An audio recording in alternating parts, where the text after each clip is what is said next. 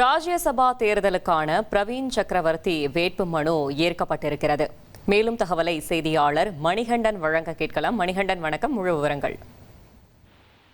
தமிழ்நாட்டில் ராஜ்யசபா இடத்திற்கான ஒரு இடம் காலியாக இருந்தது. தமிழக வெற்றி கழகம் இந்த சட்டமன்ற தேர்தலில் 108 தொகுதிகளில் வெற்றி பெற்றதன் அடிப்படையில அந்த தொகுதிக்காக கிளைம் பண்ணக்கூடிய நம்பர்ஸ் அவங்க கிட்ட இருந்தது. இந்த நிலையில தமிழக வெற்றி கழகம் சார்பில் வேட்பாளர் நிறுத்தப்படுவார் என எதிர்பார்க்கப்பட்ட நிலையில கூட்டணி கட்சியான காங்கிரசுக்கு அந்த ஒரு இடம் ஒதுக்கப்பட்டது. காங்கிரஸ் சார்பில் பிரவீன் சக்கரவர்த்தி வேட்பாளராக நிறுத்தப்பட்டிருந்தார். இந்த நிலையில நேற்றைய தினத்தோடு இந்த ராஜ்யசபா காலி இடத்திற்கான வேட்புமனு தாக்கல் செய்யும் நேரம் மாலை 3 மணியோடு நிறைவேறுகின்றது. இந்த நிலையில 15 நபர்கள் வேட்புமனு தாக்கல் செய்திருந்தனர்.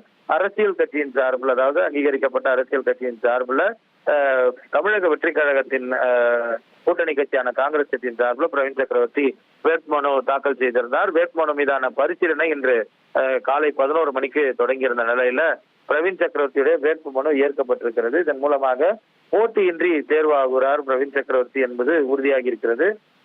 முக்கியமாக வேட்புமனு தாக்கல் செய்யப்படும் போது மக்களால் தேர்ந்தெடுக்கப்பட்ட பிரதிநிதிகளான சட்டமன்ற உறுப்பினர்கள் 10 பேர் முன்மொழியவும் வழிமொழியவும் வேண்டும். அந்த அடிப்படையில பிரவீன் சக்கரவர்த்தியை தமிழ்நாடு முதலமைச்சர் உட்பட ஆதரவு நிலைப்பாட்டிற்குரிய சட்டமன்ற உறுப்பினர்கள் கையெழுத்திட்டிருந்து முன்மொழிந்திருந்தனர். அந்த அடிப்படையில ஏற்கனவே அவர் போட்டியின்றி தேர்வாவதற்கான வாய்ப்புகள் இருப்பதாக தெரிவிக்கப்பட்ட நிலையில அவருடைய வேட்புமனு ஏற்கப்பட்டிருக்கும் நிலையில அவர் போட்டியின்றி தேர்வாவது உறுதியாகி இருக்கிறது. அதிகாரப்பூர்வமான அறிவிப்பு வெளியாகி 11ஆம் தேதி இதற்கான சான்றிதழ் அவரிடம் ஒப்படைக்கப்படும்.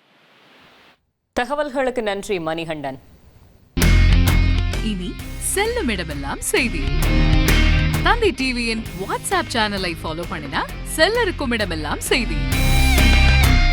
இதோ QR கோட், இப்பவே ஸ்கேன் பண்ணுங்க, ஃபாலோ பண்ணுங்க.